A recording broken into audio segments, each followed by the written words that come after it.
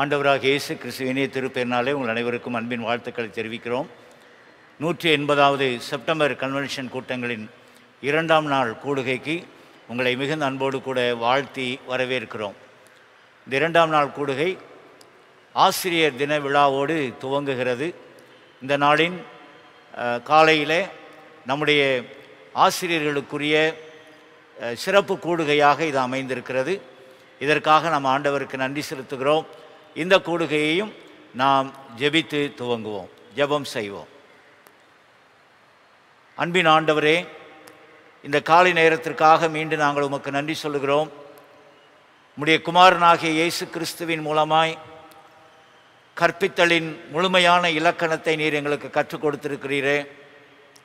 அவரை போல எங்களுடைய கற்பிக்கும் பணியை உமக்கு பயந்து உம்முடைய ராஜ்யத்தின் விரிவாக்கத்திற்கென்று நாங்கள் நிறைவேற்ற நீர் எங்களுக்கு உதவி செய்ய வேண்டும் என்று ஜெபிக்கிறோம். இந்த நேரத்தை நாங்கள் உம்முடைய கரத்திலே தருகிறோம். நீர் எங்களோடு பேசும். இந்த நேரத்திலே நாங்கள் பாடுகிற பாடல்கள், கேட்கப் போகிற உம்முடைய வார்த்தை, இவை அனைத்தும் எங்களுடைய பொறுப்பை நிறைவேற்றுவதற்கு முழுமையான ஆற்றலையும் அருளையும் பெற்றுக்கொள்ளுகிற வாய்ப்பாக அமைய வேண்டும் என்று ஜெபிக்கிறோம். இந்த கூடுகையின் மூலமாக நம்முடைய நாம மகிமைப்படட்டும். துதி கன மகிமை அனைத்தையும் நாங்கள் உமக்கே தருகிறோம். எங்கள் நேசிக்கிற இயேசு கிறிஸ்துவின் நிமித்தமே தாழ்மையோடு வேண்டுகிறோம் நல்ல பிதாவே, ஆமேன். இந்த ஆண்டுக்குரிய கருப்பொருள் பாடலாக நாம் ஜனவரி 1ஆம் நாள் பாடின அந்த பாடலை நம்முடைய பாடகர் குழுவோடு இணைந்து பாடுவோம். அந்த பாடலினுடைய வரிகள் திரையிலே காண்பிக்கப்படும். நீங்கள் அதை வைத்து இந்த பாடலை முழுமையாய் எங்களோடு இணைந்து ஆண்டவரை துதிக்க உங்களை அன்போடு கூட அழைக்கிறோம்.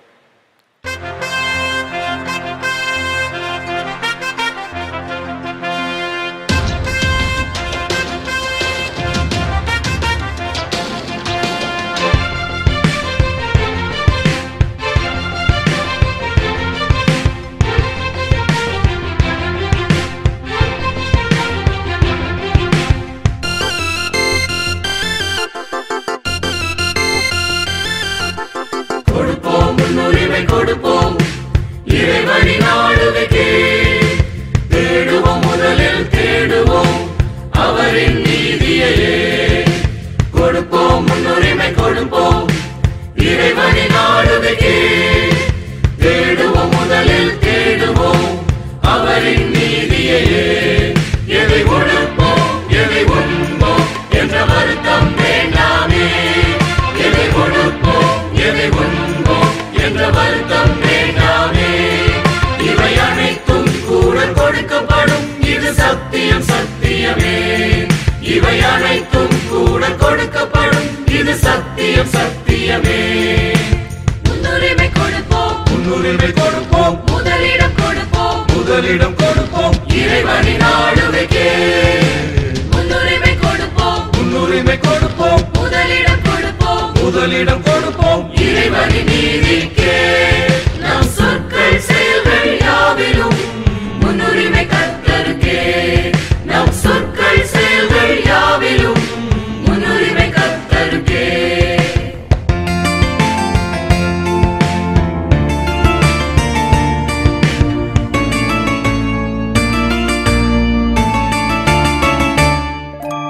பாவத்தையும் பணத்தையும் பின்னுக்கு தள்ளி மறுமனுக்கு முதலிடம் தந்த சகையை போல், பாவத்தையும் பணத்தையும் பின்னுக்கு தள்ளி மறுமனுக்கு முதலிடம் தந்த சகையை போல், படைப்போம் நம்மையே முழுவதுமாகவே, படைப்போம் நம்மையே முழுவதுமாகவே. பரிசுத்தம் பெறுவோம் தூயவரின் இரத்தத்தாலே, பரிசுத்தம் பெறுவோம் தூயவரின் இரத்தத்தாலே. முன்னுரிமை கொடுப்போம் முன்னுரிமை கொடுப்போம், முதலிடம் கொடுப்போம் முதலிடம் கொடுப்போம் இறைவனின் ஆளுகைக்கே. முன்னுரிமை கொடுப்போம் முன்னுரிமை கொடுப்போம், முதலிடம் கொடுப்போம் முதலிடம் கொடுப்போம் இறைவனின் நீதிக்கே. நம் சொற்கள் செயல்கள் யாவிலும் முன்னுரிமை கர்த்தருக்கே. நம் சொற்கள் செயல்கள் யாவிலும் முன்னுரிமை கர்த்தருக்கே.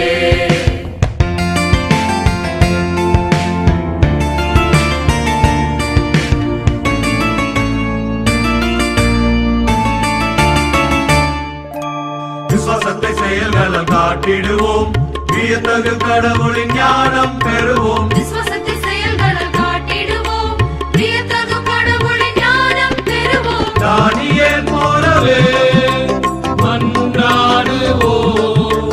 தானியேல் போலவே மன்றாடுவோம் பவுலை போல நற்செய்தியாய் வாழ்ந்திடுவோம் பவுலை போல நற்செய்தியாய் வாழ்ந்திடுவோம் முன்னுரிமை கொடுப்போம் முதலிடம் கொடுப்போம் இறைவனின் ஆளுமைக்கே முன்னுரிமை கொடுப்போம் முதலிடம் கொடுப்போம் இறைவனின் நீதிக்கே நம் சொற்கள் செயல்கள் யாவிலும் முன்னுரிமை கர்த்தருக்கே நம் சொற்கள் செயல்கள் யாவிலும் முன்னுரிமை கர்த்தருக்கே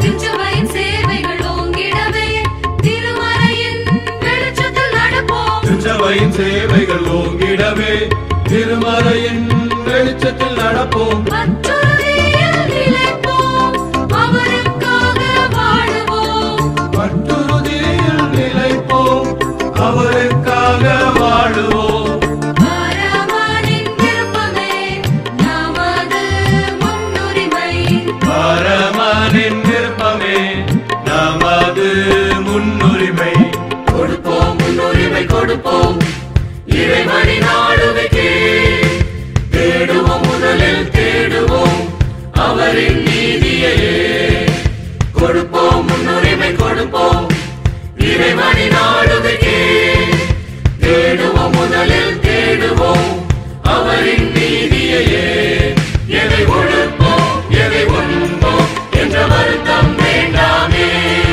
எதை ஒழுப்போம் எதை உண்போம் என்ற வருத்தம் வேண்டாமே இவை அனைத்தும் கூட கொடுக்கப்படும் இது சத்தியம் சத்தியமே இவை அனைத்தும் கூட கொடுக்கப்படும் இது சத்தியம் சத்தியமே முன்னுரிமை கொடுப்போம் முதலிடம் கொடுப்போம் இறைவனின் ஆளுமைக்கே முன்னுரிமை கொடுப்போம் முதலிடம் கொடுப்போம் இறைவனின் நீதிக்கே நம் சொற்கள் செயல்கள் யாவிலும் முன்னுரிமை கர்த்தருக்கே நம் சொற்கள் செயல்கள் யாவிலும் முன்னுரிமை கர்த்தருக்கே முன்னுரிமை கொடுப்போம். அன்புக்குரியவர்களே, இந்த நாளின் சிறப்பு செய்தியாளராக நம் மத்தியிலே வந்திருக்கிற திரு பிரின்ஸ் கஜேந்திர பாபு அவர்களை நம்முடைய பேராயத்தின் திருமக்கள் செயலரும் தென்னிந்திய திருச்சபையின் பொதுச் செயலருமாயிருக்கிற அட்வொகேட் சி பெர்னாண்டஸ் ரத்தன்ராஜா அவர்கள் அறிமுகம் செய்து வைப்பார்கள். இந்த செப்டம்பர் கன்வென்ஷன் நிகழ்வில் இரண்டாவது நாளான இன்று இந்த நிகழ்ச்சிக்கு நாம் பேச அழைக்க வேண்டும் என்று சிறப்பு பேச்சாளரை நாம் யாரை அழைக்கலாம் என்று சிந்தித்த போது இன்றைக்கு அகில இந்திய அளவிலும் எல்லா மாநிலங்களிலும் மிகவும் ஒரு விவாத பொருளாக இருக்கின்ற புதிய கல்விக் கொள்கை குறித்து நாம் விழிப்புணர்வுகளை பெற்றுக்கொள்ள வேண்டும் என்ற நோக்கத்தோடும் ஆசிரியர் தின நிகழ்வை இந்த நாளிலே நாம் கொண்டாட வேண்டும் என்ற எண்ணத்தோடும் கல்வியாளர்களிலே மிகவும் சிறப்பாக பள்ளிகளுடைய எதிர்கால விளைவுகள் குறித்தும் மாணவர்களுடைய நலன் குறித்தும் ஆசிரியர் பெருமக்களுடைய எதிர்கால நிலைப்பாடுகள் குறித்தும் அதிகமாய் சிந்திக்கின்ற சகோதரர் பிரின்ஸ் கஜேந்திர பாபு அவர்களை நாம் அழைத்திருக்கிறோம். அவர்களும் இன்முகத்தோடு இந்த நிகழ்விலே பங்கு கொள்கிறார்கள். பிரின்ஸ் கஜேந்திர பாபு என்பவர் ஒரு சாதாரணமாக தன்னுடைய பேச்சை ஆரம்பிக்கிறார். ஆனால் அவருடைய கருத்துக்கள் எல்லாம் மிகவும் அனுபவம் வாய்ந்த கருத்துக்கள். புதிய கல்விக் கொள்கை ஏழை எளிய ஒடுக்கப்பட்ட மாணவர்களை எவ்வாறு பாதிக்கின்றது, ஆசிரிய பெருமக்களை எப்படி பாதிக்கின்றது, பள்ளிகளை எப்படி பாதிக்கின்றது, சமூகத்தை எப்படி பாதிக்கின்றது, நாளைய தினத்திலே இன்று உருவாக்கப்படுகின்ற மாணவருடைய எதிர்காலம் எவ்வளவு ஒரு போட்டி மிகுந்ததாக இருக்கப் போகிறது என்பதையெல்லாம் உணர்ந்தவர்களாக அவர்கள் பல்வேறு நிகழ்வுகளிலே சொற்பொழிவு ஆற்றியதை நாங்கள் கேட்டிருக்கிறோம். இன்றைக்கு அவர்கள் நம்மத்தியிலே இந்த புதிய கல்விக் கொள்கையினுடைய நிலை குறித்தும் அவற்றினுடைய தாக்கம் குறித்தும் அதன் விளைவு குறித்தும் நம்மிடத்திலே பேச வருகிறார்கள். அவர்களை மதுரை ராமநாதபுரம் திருமண்டலத்தின் சார்பாக அன்போடு வரவேற்று பேச அழைக்கின்றேன். இப்போதும் நம்முடைய பேராயரையா அவர்களுடைய அறிமுக உரையை நாம் கேட்போம். அதனைத் தொடர்ந்து சிறப்பு செய்தியாளர் தன்னுடைய செய்தியை நம்மோடு கூட பகிர்ந்து கொள்வார். ஆண்டவரை நோக்கி ஜெபிப்போம். பரிசுத்தமுள்ள அன்பின் ஆண்டவரே, இந்த மனமகிழ்ச்சியான கூடுகைக்காக உமக்கு நன்றி செலுத்துகின்றோம். நீர் திருச்சபைக்கு தந்திருக்கிற கல்வி பணிக்காக உமக்கு நன்றி சொல்லுகின்றோம். இந்த கல்வி பணியில் ஈடுபட்டிருக்கிற உடைய பிள்ளைகளாக நாங்கள் இந்த நாளிலே ஆங்காங்கே இணையத்தின் வாயிலாக இணைந்து இந்த கூட்டத்தில் பங்கு பெற ஆண்டவர் தந்த வாய்ப்பினை உமக்கு நன்றி செலுத்துகின்றோம். இந்த வேளையிலும் நீர் தருகின்ற செய்தியை நாங்கள் ஏற்றுக்கொண்டு தொடர்ந்து செயல்படத்தக்கதாக ஆண்டவர் எங்களை பயன்படுத்த வேண்டும் என்று நாங்கள் ஜெபிக்கின்றோம். நீர் விட்டு சென்றிருக்கிற இந்த கல்வி பணி எங்களுக்கு நீர் கொடுத்த மாபெரும் ஒரு ஆசீர்வாதமாக நாங்கள் கருதுகின்றோம். இந்த வேளை எங்களுக்கு ஆசீர்வதித்தாரும். மீட்பர் இயேசு கிறிஸ்து மூலமாய் வேண்டிக் கொள்கிறோம் பிதாவே, ஆமேன். பிதாவாகிய தேவனாலும் குமாரனாகிய இயேசு கிறிஸ்துவினாலும் நம்மை ஆற்றல்படுத்துகிற ஆண்டவராகிய தூய ஆவியராலும் உங்கள் அனைவருக்கும் கிருபையும் சமாதானம் உண்டாவதாக. இந்த நாளிலும் நாம் நேரடியாக கூடி இந்த கூட்டத்தை நடத்த முடியாவிட்டாலும் காணொலி வாயிலாக இதில் பங்கு பெறுகின்ற வாய்ப்பை ஆண்டவர் தந்தமைக்காக ஆண்டவருக்கு நன்றி செலுத்துகின்றேன்.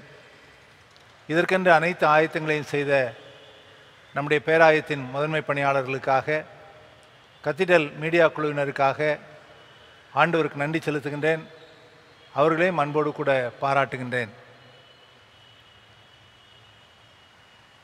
இந்த நாளின் முன்னுரைக்கு ஆதாரமாக தெரிந்து கொண்ட வேத பகுதி பரிசுத்த மார்க்கு சுசேஷம் 1ஆம் அதிகாரம் 22ஆம் வசனம். அவர் வேதபாரகரை போல் போதியாமல் அதிகாரமுடையவராய் அவர்களுக்கு போதித்தபடியினால் அவருடைய போதகத்தை குறித்து ஜனங்கள் ஆச்சரியப்பட்டார்கள். இயேசு கிறிஸ்துவின் காலத்தில் யூத மத குருக்களை ரபி என்று அழைத்து வந்தார்கள். அவர்கள் வேதத்தை போதிப்பவர்களாகவும் அதோடு கூட வாழ்க்கையின் உன்னதமான காரியங்களை மக்களுக்கு எடுத்துரைப்பவர்களாகவும் அவர்கள் காணப்பட்டார்கள். ஆண்டவர் இயேசு கிறிஸ்துவை இப்படிப்பட்ட கோணத்திலே தான் பார்த்தார்கள். ஆனால் அதே வேளையிலே ஆண்டவராகிய இயேசு கிறிஸ்துவுக்கும் இந்த ரபி என்று சொல்லப்படுகின்ற யூத போதகர்களுக்கும் ஒரு வித்தியாசத்தை மக்கள் கண்டார்கள். அவர்கள் கண்ட காரியம் என்னவென்றால், ஆண்டவராகிய இயேசு கிறிஸ்துவினுடைய போதனையிலே ஒரு அதிகாரம் இருப்பதையும் ஒரு உத்வேகம் இருப்பதையும் அவர்கள் கண்டதோடு கூட மட்டுமல்ல, ஒரு வித்தியாசமான ஒரு போக்கையும் அவர்கள் கண்டார்கள். ஆழமாக உள்ளத்திலே பதியக்கூடிய ஒரு செய்தியாகவும் அனைவரும் புரிந்து ஏற்றுக்கொள்ளக்கூடிய ஒரு செய்தியாகவும் கடவுளை மையப்படுத்திய போதனையாகவும் இருப்பதை அவர்கள் கண்டார்கள். ஆக ஆண்டவராகிய இயேசு கிறிஸ்துவை அவர்கள் நல்ல போதகரே என்று சொல்லி அழைத்தார்கள், அல்லது நல்ல ஆசிரியர் என்று அழைத்தார்கள் என்று சொல்லி நாம் பார்க்கின்றோம். ஆண்டவராகிய இயேசு கிறிஸ்து கடவுள் தருகின்ற விடுதலையின் செய்தியை போதித்தார். தனது போதனைகளின்படி வாழ்ந்து காட்டினார். தன்னிடம் வந்த மக்களின் தேவைகளை அறிந்து அவர்களை உடல் ரீதியாக பிசாசின் பிடிதியிலிருந்து மற்றும் சுகவீனத்திலிருந்து பாவத்தின் அடிமைத்தனத்திலிருந்து அவர்களுக்கு சுகமளிக்கிறதாக செயல்பட்டதோடு அதை போதிக்கவும் செய்தார். கடவுளின் ஆளுகையை நற்செய்தியாக பிரசங்கித்தார் என்று சொல்லி நாம் காண்கின்றோம். ஆகவே மக்கள் அவரை பின்பற்றினார்கள், அவருடைய போதனைகளை கேட்டார்கள், அவருடைய செய்தியை ஏற்றுக்கொண்டார்கள். இயேசுவின் போதனை கடவுளின் ஆளுகையை, அதன் மதிப்பீடுகளை, அதை ஏற்று கீழ்ப்படிந்து அன்றாட வாழ்வின் தேவைகளை நாம் பெற்றுக்கொள்ளுகின்ற ஒரு செயல்முறைக்கு வழிநடத்தியது என்று சொல்லி நாம் காண முடியும்.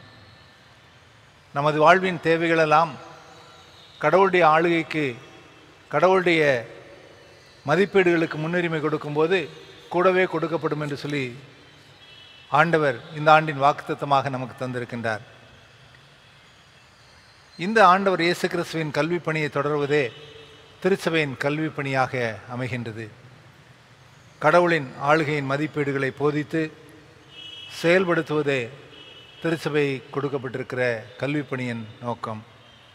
திருச்சபை கொடுக்கின்ற கல்வியின் நோக்கம் வெறும் அறிவை மட்டும் கொடுப்பதாக அல்ல, மதிப்பெண்கள் வாங்கித்தர வெற்றி பெற செய்வதாக மட்டுமல்ல, வேலைவாய்ப்பு கண்ட மாணவர்களை உருவாக்குவதாக மட்டுமல்ல, கடவுள் எதிர்பார்க்கும் வகையில் பிள்ளைகளை உருவாக்குதல், நாட்டின் பயனுள்ள மக்களாக அவர்களை உருவாக்குதல், வாழ்வை சரியாய் கற்றுக் கொடுத்தல், வாழ்வின் சவால்கள் அதாவது சோதனைகள், பிரச்சனைகள் இவைகளை சந்திக்க ஆயத்தப்படுத்துதல், இவைகளெல்லாம் கல்வி பணியின் நோக்கங்களாக நாம் காண முடிகின்றது. கல்வியின் அடிப்படை எதை வைத்திருக்கிறது என்று சொன்னால், பிள்ளைகளை அடிப்படையாக கொண்டது. நன்கு பராமரிக்கப்படுகின்ற பிள்ளை நாளைய ஆசீர்வாதம், பராமரிக்கப்படாத பிள்ளையோ பேரிடர் அல்லது சாபம் என்று சொல்லி சொல்ல முடியும். Today's child is tomorrow's blessing if curd, today's child is tomorrow's disaster if not curd என்று சொல்லி ஒரு பழமொழி, ஆங்கில பழமொழி சொல்கின்றது. பிள்ளைகளுக்கு நலமானதை இன்றி கொடுங்கள், அவரிடமிருந்து நாளை நலமானதை பெறுவீர்கள். ஜீன் ஜேக்கிஸ் என்ற மனோதத்துவ நிபுணர் விதமாக சொல்லுகின்றார், everything in its original form is perfect, man handles it and spoils என்று சொல்லுகின்றார். எல்லா பிள்ளைகளும் நல்ல பிள்ளைகளாகத்தான் பிறக்கின்றார்கள். ஆனால் பிள்ளைகள் உருவாக்கப்படுவதில்தான் பல்வேறு விதமான குறைபாடுகள் காணப்படுகிறது என்பது அவருடைய கருத்து. நம்முடைய பொறுப்பு, ஆசிரியர்களாகி நம்முடைய பொறுப்பு மிக மிக முக்கியமானது. சமுதாயத்தில் பிள்ளைகளை உருவாக்குகின்ற பொறுப்பு பெற்றோருக்கு உண்டு, ஆசிரியர்களுக்கு உண்டு, இந்த சமுதாயத்துக்கும் உண்டு. பெற்றோர் அநேக காரியங்களை பிள்ளைகளுக்கு கற்றுக் கொடுக்க முடியாத சூழலே இந்த நாட்களின் உலகம் சென்று கொண்டு இருக்கிறது. இந்த சூழ்நிலையிலே பெற்றோருடைய பொறுப்பையும் சேர்த்து ஆசிரியர்கள் நிறைவேற்ற வேண்டியவர்களாக இருக்கிறார்கள். ஆசிரியர்கள் அநேக காரியங்களை பிள்ளைகளுக்கு சொல்லிக் கொடுத்து அவருடைய நம்பிக்கைக்கு ஏதுகரமாக அவர்கள் நடந்து கொள்ளும்போது அவரிடத்திலிருந்து அநேக காரியங்களை கற்றுக்கொள்ள முடியும். நாமும் அநேக காரியங்களை அவர்களுக்கு கற்றுக் கொடுக்க முடியும். நாம் கற்றுக் கொடுக்கின்ற காரியங்கள், நாம் மனதிலே பதிக்கின்ற காரியங்கள் தான் சமுதாயத்தின் கேடுபாடுகளிலிருந்து பிள்ளைகளை விடுதலையாக்க முடியும், அவர்களை காக்க முடியும் என்பது அடிப்படையான ஒரு காரியம். ஆக பெற்றோர், சமுதாயம் இவைகளை காட்டிலும் ஒரு பிள்ளையை உருவாக்குவதிலே, ஒரு மாணவனை உருவாக்குவதிலே, ஒரு மாணவியை உருவாக்குவதிலே ஆசிரியரின் பங்கு மிக மிக முக்கியமானது. குறிப்பாக இந்த நாட்களிலே அது மிக மிக முக்கியமானது. நம்முடைய பொறுப்பை சரியாய் நிறைவேற்ற நாம் அக்கறை கொள்ள வேண்டியது மிக மிக அவசியம். அதற்கென்று நம்மை அர்ப்பணிக்க வேண்டியது அவசியம். ஆசிரியரின் பொறுப்பு இன்றைய சூழலில் மிக முக்கியமானது. கடவுள் அந்த மாபெரும் பொறுப்பை நம்முடைய கரங்களிலே கொடுத்திருக்கிறார். அதை நிறைவேற்ற நாம் ஆயத்தப்பட வேண்டியவர்களாக இருக்கின்றோம்.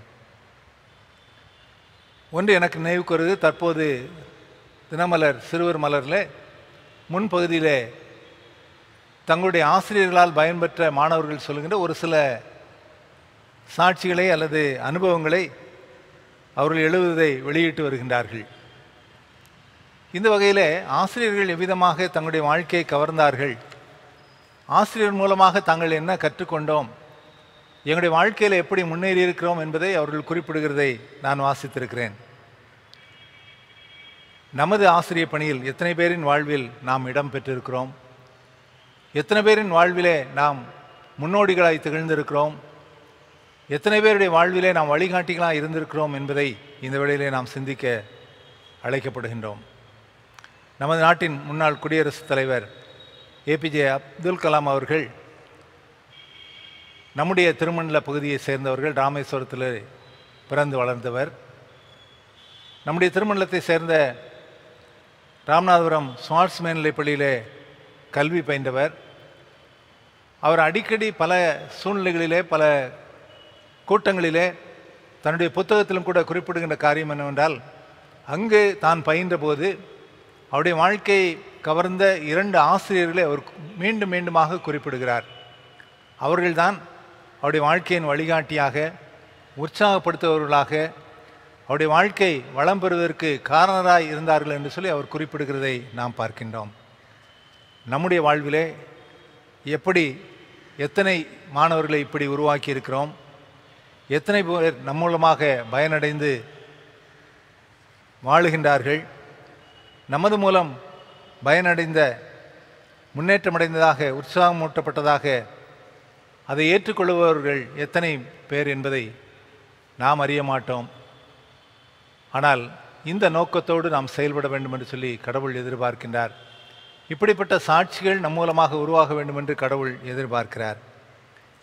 இப்படிப்பட்ட மேன்மையான ஆசிரியர் பணியில் இன்றைக்கு பல சவால்கள் வருகிறதை நாம் அறிந்திருக்கின்றோம். சவால்களை மேற்கொள்வதும் நம்முடைய கடமை, சாதனைகளை படைக்கவும் நாம் தவறக்கூடாது. இதுதான் இந்த நாட்களின் எதிர்பார்ப்பாக இருக்கிறதை நாம் பார்க்கின்றோம். இன்றைய ஆசிரியர் பணி என்பது எளிதான பணி அல்ல என்று நாம் நன்றாக அறிந்திருக்கிறோம். ஒரு காலத்திலே ஆசிரியர் பணி என்றால் எளிமையான, எளிதான, எல்லோரும் விரும்பக்கூடிய ஒரு பணியாக இருந்தது. ஆனால் இன்றைக்கு மற்ற நாட்களை காட்டிலும் அதிகமான சவால்களை சந்திக்கின்ற பணியாக இந்த ஆசிரியர் பணி மாறிக்கொண்டே போகிறதை நாம் பார்க்கின்றோம். பிற பள்ளிகளோடு பிற நிறுவனங்களோடு போட்டியிடுகின்ற சவால் இருக்கிறது. பெற்றோர் ஆசிரியர் மாணவர்களை புரிந்து கொள்வதிலே சவால்கள் வருகின்றது. அரசுடைய எதிர்பார்ப்புகளின் சவால்களை சந்திக்க வேண்டியுள்ளது. விஞ்ஞான வளர்ச்சியின் சவால்களையும் நாம் சந்திக்க வேண்டியதாக இருக்கிறது. தேர்வு முடிவுகளை மையப்படுத்தும் கல்வி முறையின் எதிர்பார்ப்புகளையும் நாம் நிறைவேற்ற வேண்டியதாய் இருக்கிறது. புதிய கல்விக் கொள்கையின் கல்வி முறையின் சவால்களையும் நாம் சந்தித்தாக வேண்டும். அதோடு கூட மட்டுமல்ல, இந்த கொரோனா காலங்கள் புதிய புதிய சவால்களை நமக்கு தந்து கொண்டே இருக்கிறது. மாணவர்களை சந்திக்காமலேயே மாணவர்கள் யார் என்று தெரியாமல் ஆசிரியர் பாடங்களை கற்பிப்பதும், ஆசிரியர் யார் என்று தெரியாமல் மாணவர்கள் பாடங்களை கற்றுக்கொள்ள வேண்டிய சூழலும் உருவாகி இருக்கிறதை நாம் அறிந்திருக்கின்றோம்.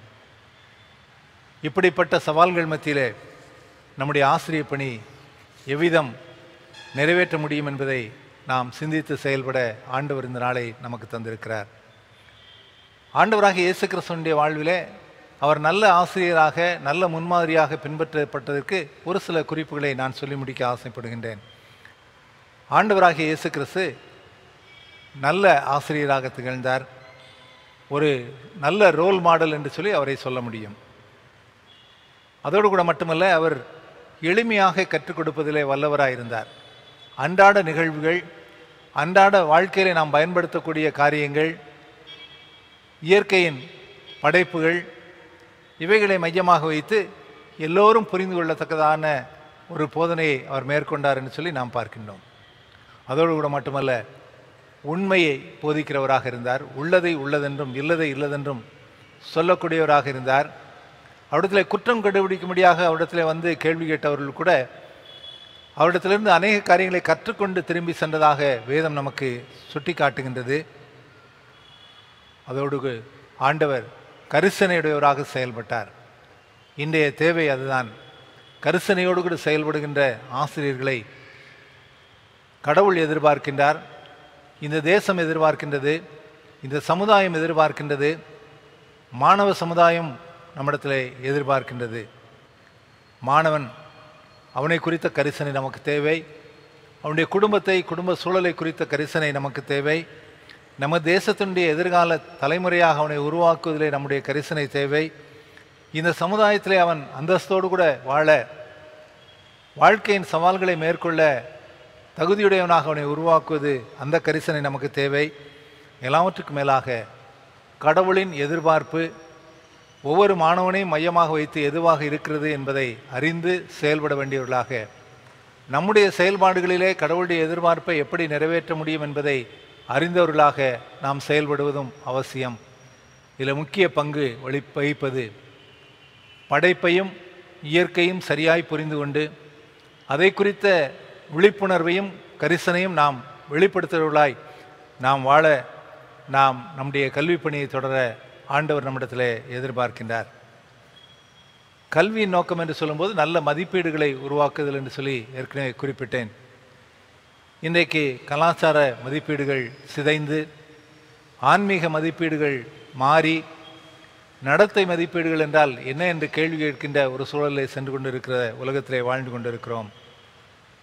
நம்முடைய இந்திய கலாச்சாரம் பழமை வாய்ந்ததும் அல்ல, அது மிகவும் புனிதமானதும் கூட. அதன் மூலமாக நமக்கு கொடுக்கப்பட்டிருக்கிற சவால்களை நாம் நிறைவேற்ற வேண்டியவர்களாக, அந்த மதிப்பீடுகளுக்கு மதிப்பு கொடுக்கிறவர்களாய் வாழ நம்முடைய பிள்ளைகளை பழக்க வேண்டும். ஆன்மீகத்துக்கு, கடவுள் பயத்துக்கு முன்னுரிமை கொடுத்து, அதுவே கடவுளுக்கு இந்த உலகத்திலே நாம் ஞானத்தை பெற்றுக்கொள்கின்ற வழிமுறை என்பதை கற்றுக் கொடுப்பவர்களாகவும் நாம் வாழ வேண்டும். நல்ல மதிப்பீடுகளை, மாரல் வேல்யூஸ் அவர்கள் பின்பற்றும்படியாக அவளுக்கு ஆலோசனை வழங்கி நாம் செயல்பட வேண்டியவர்களாக இருக்கின்றோம். ஆசிரியர் பாடங்களை நடத்துகிறார். நல்ல ஆசிரியர் கற்றுத்தருகின்றார். ஆசிரியர் வார்த்தையால் போதிக்கின்றார். நல்ல ஆசிரியர் வாழ்க்கையை போதிக்கிறார். ஆசிரியர் தான் படித்ததை போதிக்கிறார். நல்ல ஆசிரியர் தான் செய்ததை போதிக்கிறார். நாம் அறிந்தோ அறியாமலோ அநேக மாணவ செல்வங்கள் நம்மை பின்பற்றி கொண்டிருக்கிறார்கள். நாம் எப்படி பேசுகிறோம், எப்படி உடை அணிகிறோம், எப்படி செயல்படுகின்றோம், வகுப்பறையில் மட்டுமல்ல நம்முடைய அனுதின வாழ்விலே நாம் எப்படியெல்லாம் செயல்படுகிறோம் என்பதை உன்னிப்பாக கவனித்து நம்மை ரோல் மாடலாக ஏற்றுக்கொண்டிருக்கிற அநேக மாணவர்கள் உண்டு.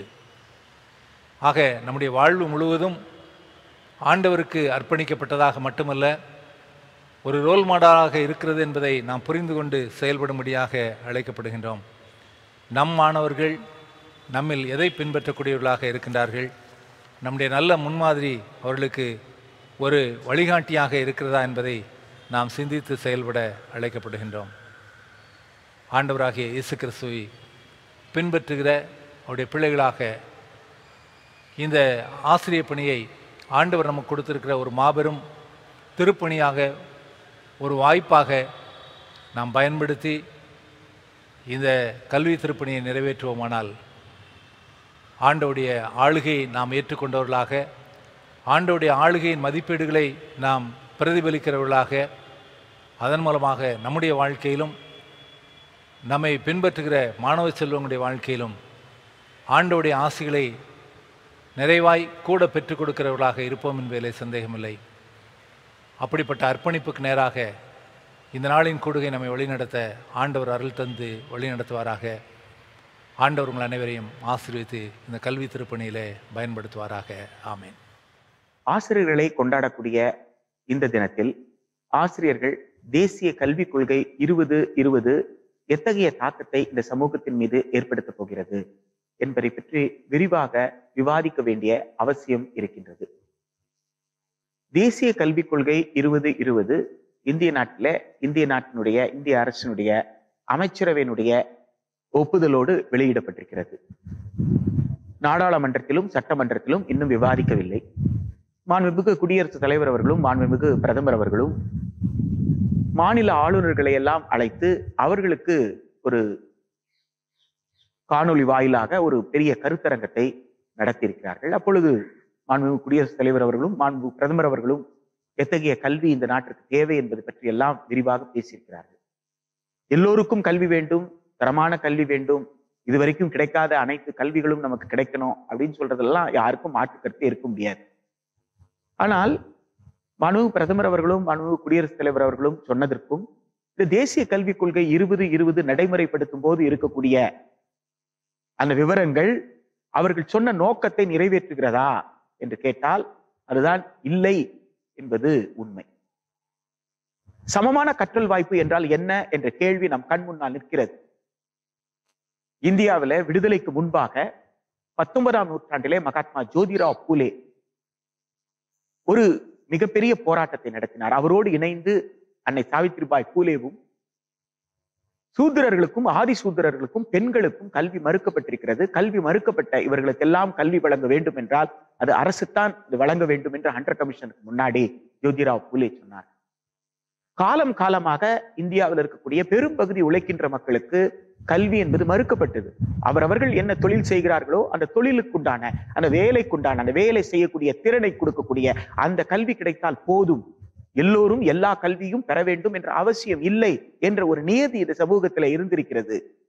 அந்த நியதியை உடைத்து எல்லோருக்கும் சமமான வாய்ப்பை திறக்கக்கூடிய, சமமான கற்றல் வாய்ப்பை ஏற்படுத்தக்கூடிய, சமத்துவமான கல்வி எல்லோருக்கும் கிடைக்க வேண்டும் என்ற கோரிக்கை விடுதலை இந்தியாவில் நிறைவேறணும் என்பதுதான் விடுதலைக்காக போராடிய விடுதலை போராட்ட தியாகிகளுடைய கனவு.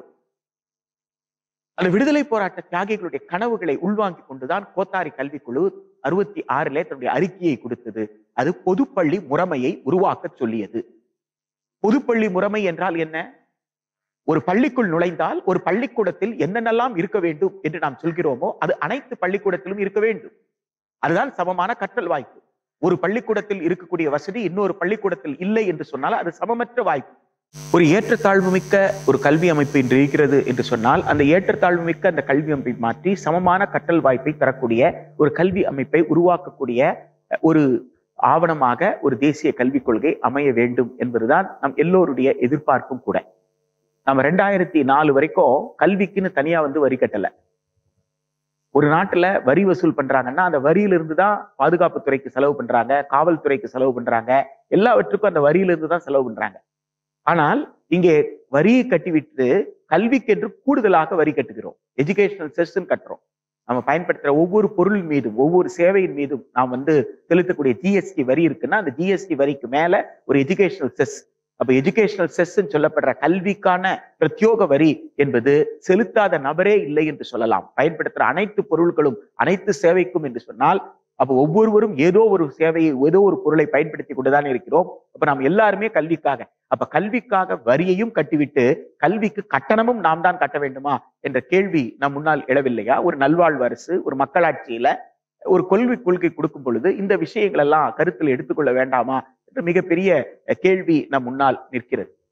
1968 விடுதலை இந்தியாவுடைய முதல் கல்வி கொள்கை அறிவிக்கப்பட்டது. அந்த கல்விக் கொள்கை இந்தியாவுடைய கூட்டாட்சி தத்துவத்தை மதித்தது. ஆனால் தேசிய அளவில் ஒரு கல்விக் கொள்கையை உருவாக்கி தந்தால் கூட மாநில அரசுகள் அவர்கள் விருப்பம் போல செயல்படலாம்னு சொன்னாங்க. அதனாலதான் தமிழ்நாட்டுல இருமொழி கொள்கையை நாம் தொடர்ந்தோம்.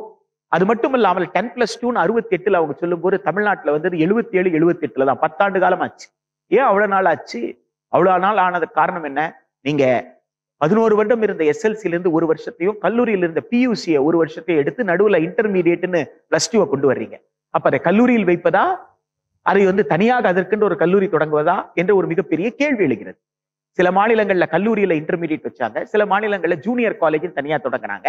தமிழ்நாட்டில் யோசித்தார்கள், கல்லூரியில் வைத்தால் கல்லூரியுடைய எண்ணிக்கை குறைவு, ஜூனியர் காலேஜ் கட்டணும்னா அதுக்கு முதலீடு தேவை. எனவே பள்ளி கல்வித்துறையின் கீழே +1 +2 சொல்லி அவங்க ஹையர் செகண்டரி கோர்ஸ் அப்படின்னு சொல்லி அதை இன்ட்ரடியூஸ் பண்ணாங்க.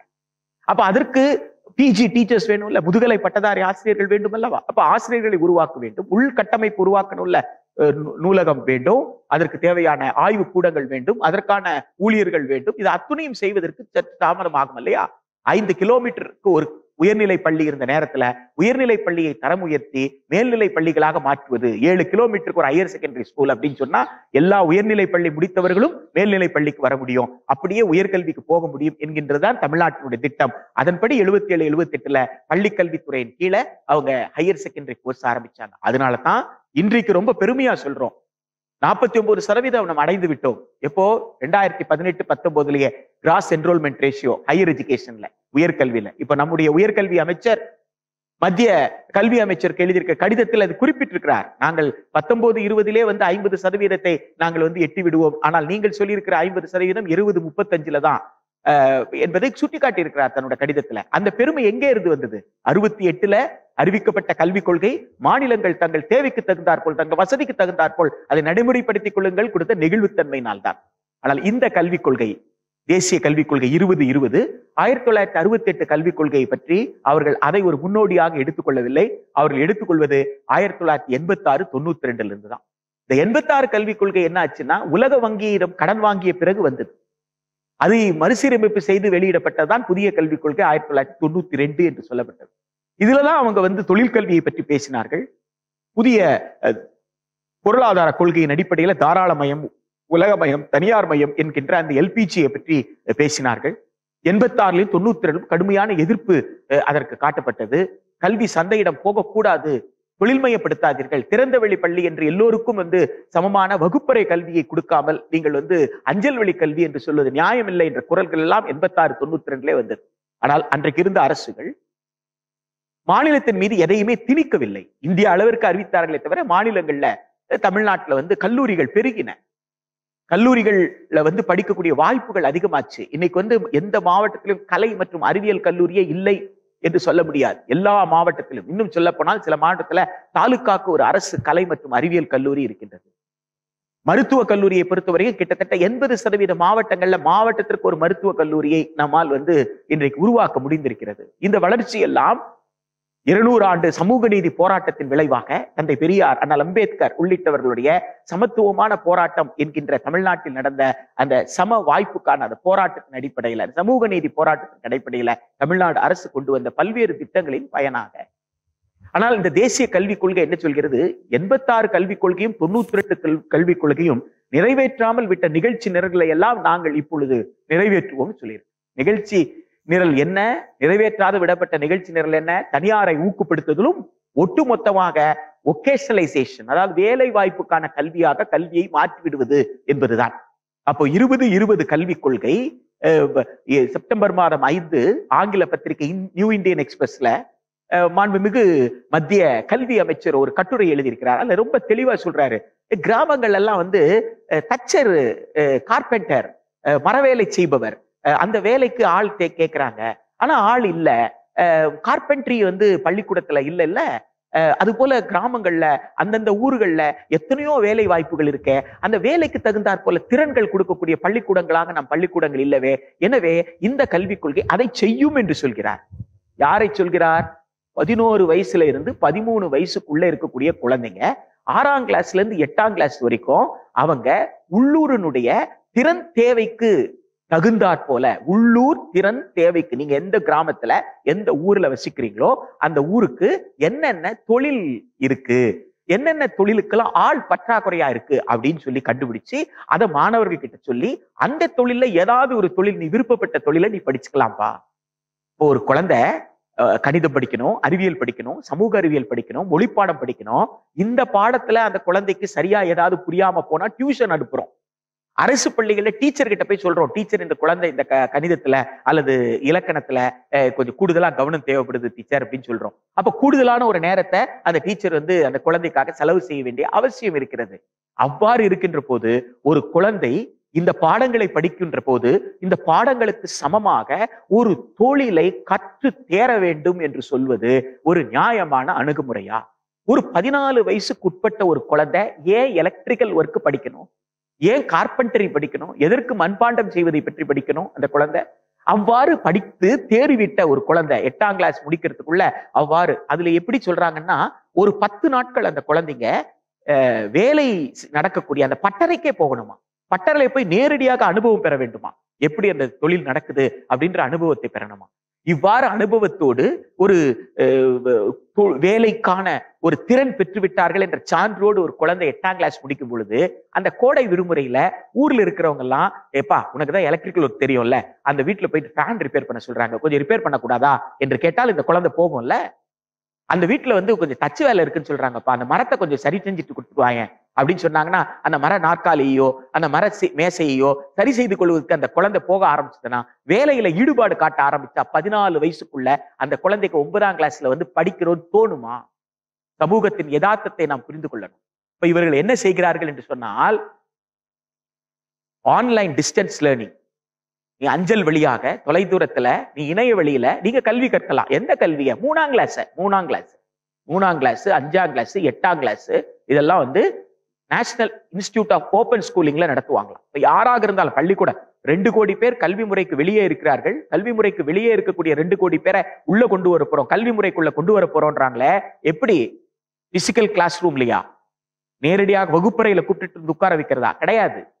ஆன்லைன்ல வர்றவங்களை கூட இவங்க எஜுகேஷன் சிஸ்டத்துக்குள்ள வந்தா மாதிரி கணக்கில் எடுத்துட்டு போறாங்க. அதுதான் அவங்க சொல்ற 2 கோடி பேரையும் நாங்க உள்ள கொண்டு வர போறோம். அப்படின்னா என்ன அர்த்தம்? ஒரு குழந்தை தொழிலாளியாக, குழந்தை தொழிலாளர் ஒழிப்பு சட்டம் இருக்குல்ல, அந்த திருத்தம் கொண்டு வந்திருக்காங்க. அந்த திருத்தத்துல அவங்க என்ன சொல்றாங்கன்னு கேட்டா, ஒரு குழந்தை தன்னுடைய அப்பா அம்மா செய்யக்கூடிய அந்த குடும்ப தொழில், ஃபேமிலி என்டர்பிரைசஸ், அந்த ஃபேமிலி என்டர்பிரைசஸ்ல அந்த குழந்தை தன்னை ஈடுபடுத்திக் கொள்ளலாம் அப்படின்னு சட்டம் சொல்லுது. அதுல இன்னைக்கு இருக்கிற நிலைமை எப்படி கேட்டா, பள்ளி வேலை நேரத்துல அது செய்ய முடியாது. பள்ளி வேலை நேரத்துல அந்த குழந்தை பள்ளிக்கூடத்துல இருக்கணும். ஆனா இந்த கல்விக் கொள்கை என்ன சொல்லுது? நீ பள்ளிக்கூடத்துக்கு வரலன்னா பரவாயில்ல, நீ ஆன்லைன்ல படிக்கலாம். அதுவும் யாரை பார்த்து சொல்கிறார்கள்? SCDG அப்படின்னு சொல்றாங்க. சோசியோ எக்கனாமிக்கலி டிஸ்அட்வான்டேஜ் குரூப்னு ஒரு பிரிவு உருவாக்குறாங்க.